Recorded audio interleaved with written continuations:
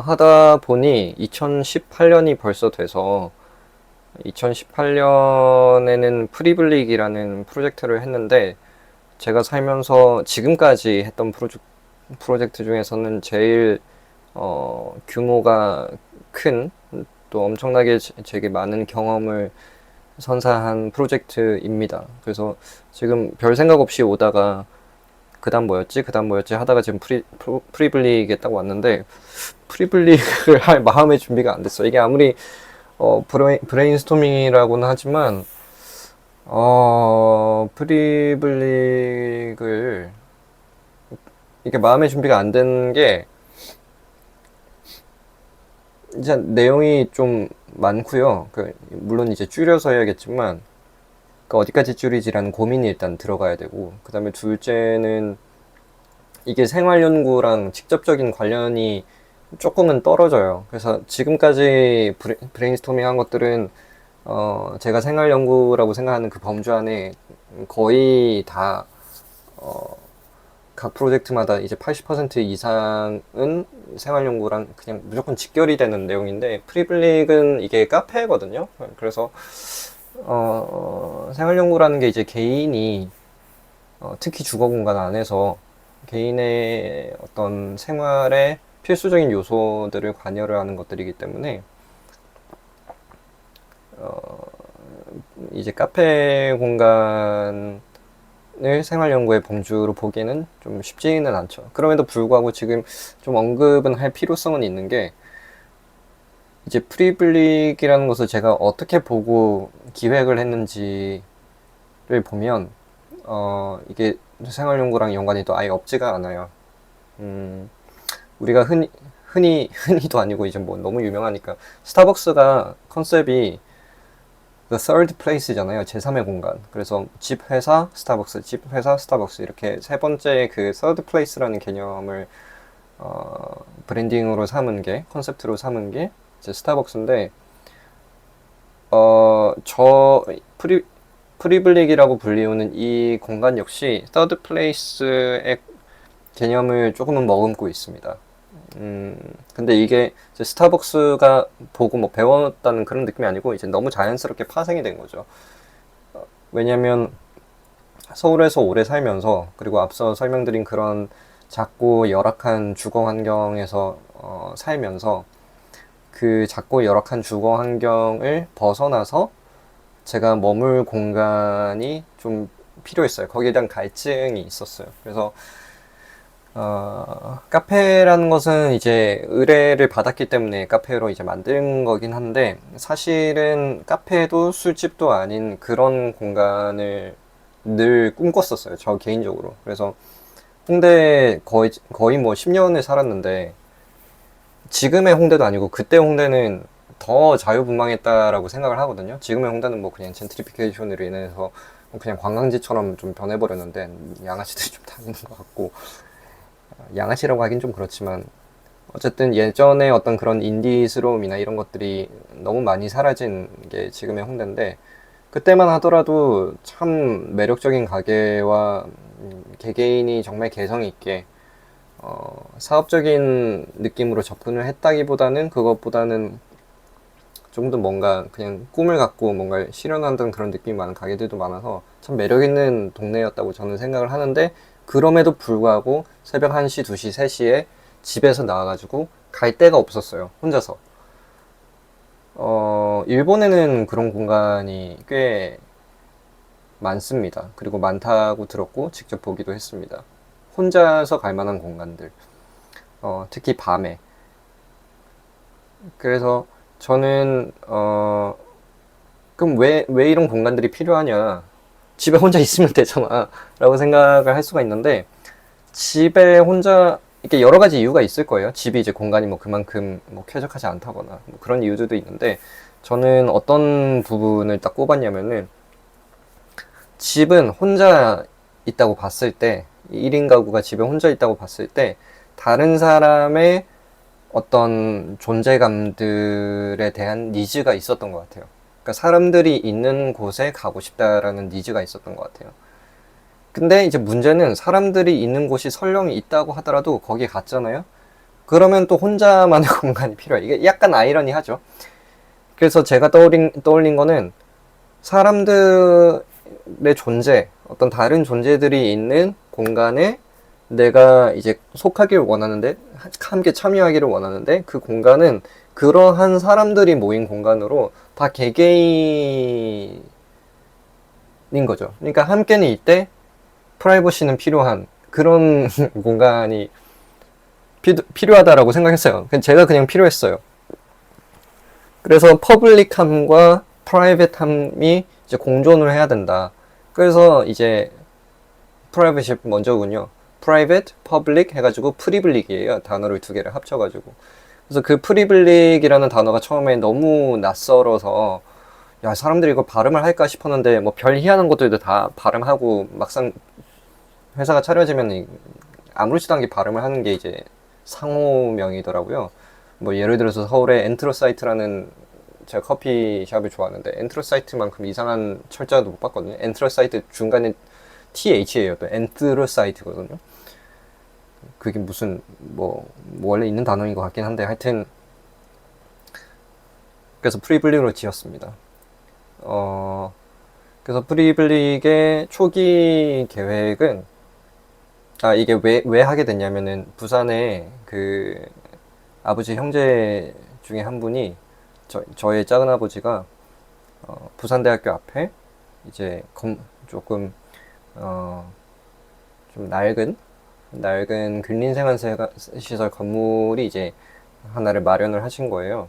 근데 뭐 1층은 떡볶이, 2층은 원룸, 3층도 원룸 뭐 이렇게 해가지고 한 5층인가? 4층인가? 이제 그런 거였고 한 층당 한 30평 정도, 20몇 평 정도 되는 그런 규모의 건물이었어요. 근데 그때 한창 카페가 또 잘 나가는 시기라 가지고 이제 작은 아버지께서 제가 이제 마침 졸업을 하다 보니까 그 뭐 카페도 공간이고 건축도 공간인데 네가 한번 해볼래 하면서 저에게 이제 기회를 주신 거죠. 뭐라도 이제 네가 한번 해봐라. 제 입장에서는 뭐 신나고 폴짝 뛸 일이죠.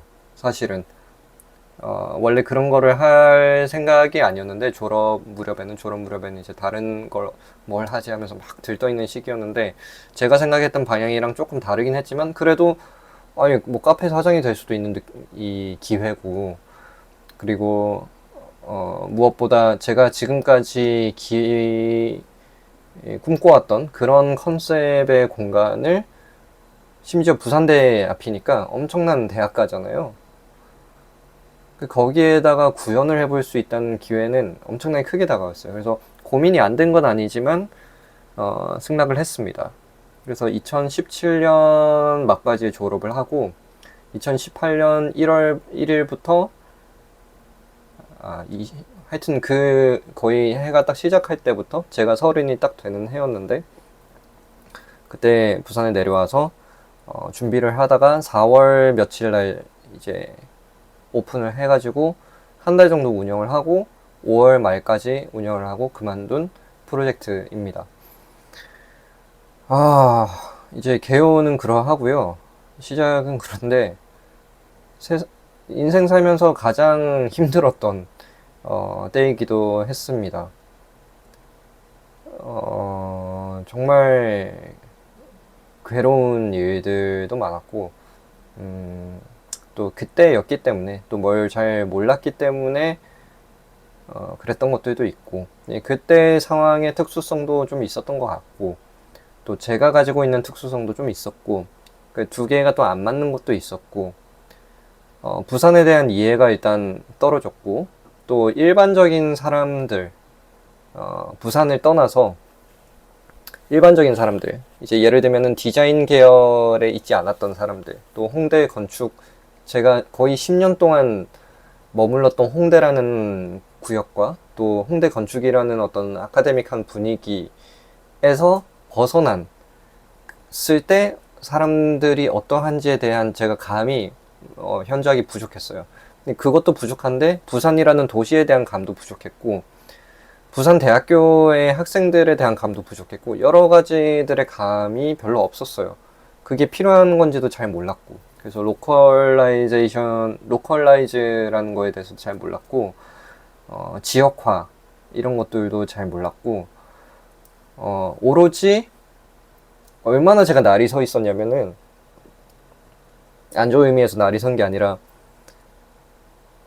홍대라는 그래도 구역은 그때는 성수동이 없었거든요. 성수동이 이제 막 시작할 때라서 홍대, 그 다음에 그 옆에 연남동, 연희동, 그리고 이제 해외 사례들, 이런 것들이 이제 서로 탑을 겨누는 어떤 게 더 세련된 거냐, 어떤 게 더, 브랜딩의 가치가 있는 거냐, 그리고, 어떤 게 더 철학적인 의미가 담겨 있느냐, 이런 어떤 그런 것들을 실제로 제가 사업을 운영한 거랑 별개로 항상 탐구하고, 항상 분석을 하고, 하는 것이 뭐 취미의 영역이든 어떤 이 프로페셔널 영역이든 수년간 그 속에 그 무리 속에 있었던 거죠. 그러니까 얼마나 이게 샤프하게 그걸 했겠어요. 지금 설명해도 좀 그렇잖아요.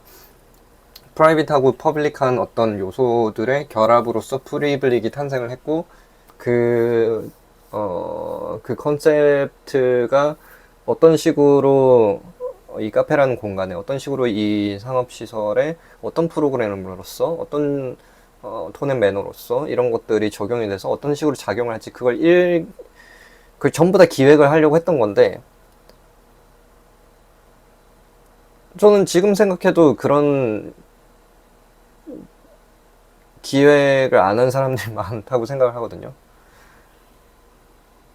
정말 많죠. 그런 생각 없이 그냥 영업을 하고 그냥 업을 만들고 그냥 가게를 만들어서 돈을 벌기 위해서 뭐 마케팅을 한다거나 돈을 벌기 위해서 뭐 어떤 아이템을 시도해 본다거나 그런 것들이 너무 많고, 특히 부산에 뭐 그거 이상이 거의 없다고 하더라도 없진 않지만 팽배하죠. 그렇다 보니까 일반인들의 인식도 거기에서 크게 벗어나지 않고, 심지어 부산이라는 땅은 수요도 별로 없어요. 그게 저의 가장 지금까지도 가장 고통스러운 부분 중에 하나고, 제가 부산 출신으로서 정말 안타까운 부분 중에 하나인데, 거기에 대한 이유도 나름대로 다 있습니다. 그래서 결국에는 이것이 이제 또 부산을 떠난 사람들의 어떤 이유이기도 하고 뭐 여러 가지로 다 이어지는데, 그 모든 것들을 이제 30살 부산 딱 와가지고 빡 직면을 했고, 그다음에 그걸 떠나서 개인적으로 이제 작은아버지와 작은어머니와의 관계, 이런 것 속에서도 이제 이분들이 뭐 친척으로서 당연히 잘 알고 잘 지내온 분들이지만, 이제 실제로 그 각 개인의 어떤 비용이 들어가는 부분이고 이런 것들이다 보니까 이제 민감할 거 아니에요. 제가 그거를 다 날리면 안 될 거지 않습니까? 그래서 당연히 그분들이 이제 관심을 갖게 되고 어떻게 하고 있는지 보려고 하고, 아마 조카로서 엄청나게 저한테 자유를 주려고 노력을 하셨을 거예요. 지금 생각하면 왜 아니겠나라는 생각을 합니다. 그때는 그런 생각을 할 여유가 한동안 없었는데, 지금 생각하면은 충분히 배려를 많이 해주셨을 거라고 생각합니다. 근데 그 배려가 뭐랄까요? 제가 지금 만약에 지금 이 마인드로 그때 똑같이 돌아가서 똑같이 해야 된다면은 몇 년 전까지만 하더라도 저는 안 합니다라고 했을 거예요. 전 저분들이랑 안 해요. 이렇게 했을 겁니다. 근데 지금 한 또 다른 10년 정도가 이제 흐르고 있다 보니까 그간에 또 제가 살아오면서 쌓인 게 많거든요. 삶을 경험을 한 게. 지금 생각해 보니까 충분히 이런 부분은 이렇게 하고 저런 부분은 저렇게 해서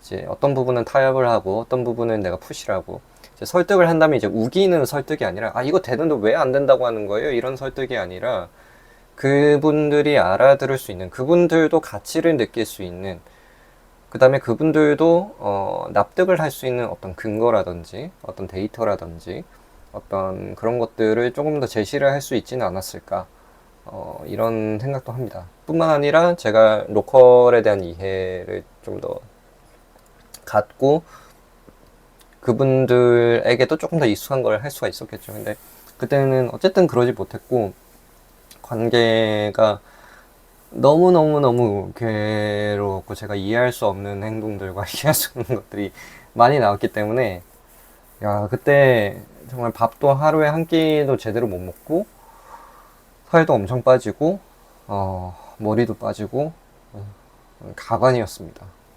그래서, 어쨌든 운영을 한 달 이상은 이제 이게 돌아가는 건지 제 두 눈으로 확인을 하고, 잘, 그래도 돌아는 가겠구나. 내가 원했던 방향성은 아니더라도 최소한 이렇게 정도는 할 수가 있겠구나라고 세팅해놓고, 인수인계 만들어놓고, 이제 발을 뺐는데,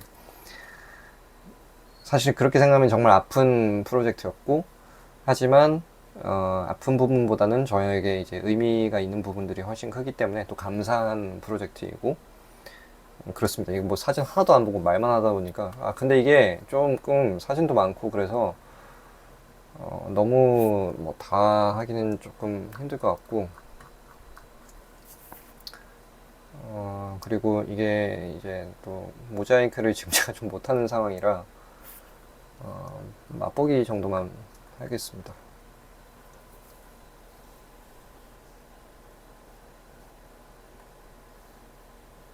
그래서 총 2층으로 되어 있었고, 공사를 완전히 바꾼 거예요. 벽돌도 저게 타일이 아니고 벽돌이라서 처음부터 존재하지 않는 벽을 다 쌓은 거고, 그냥 모든 공사를 처음부터 다 진행했다고 봐도 됩니다. 가구도 제가 다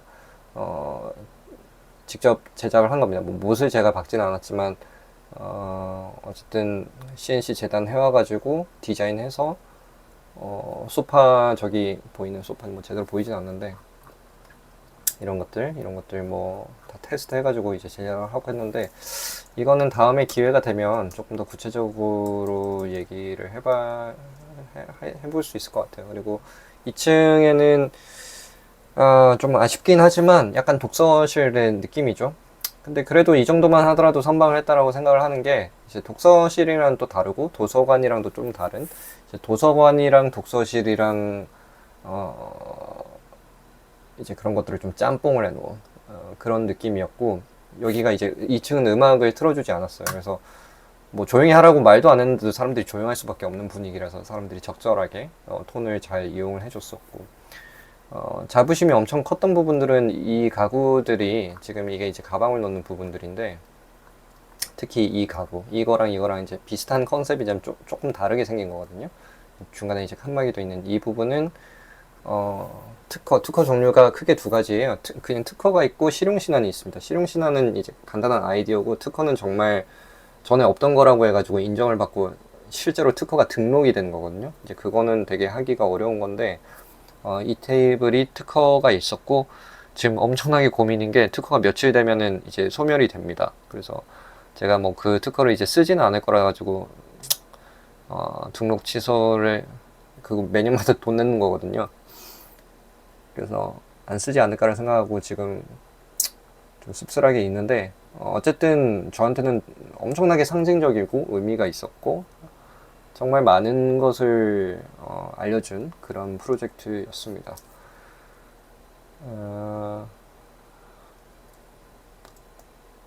여기 이제 사람들이 쓰는 모습이고, 이 공간이 지금은 없어요.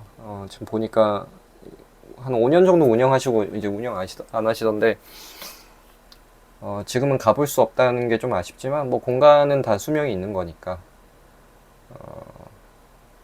뭐 하여튼 5년이라도 잘 버텨줘서 저는 고맙다고 생각을 하고 있습니다. 그래서 전면에서 보면 이런 느낌이었고, 이게 이제 프리블리라는 프로젝트입니다. 요거 이상은 지금은 다음에 기회가 되면 더 얘기를 해보도록 하겠습니다.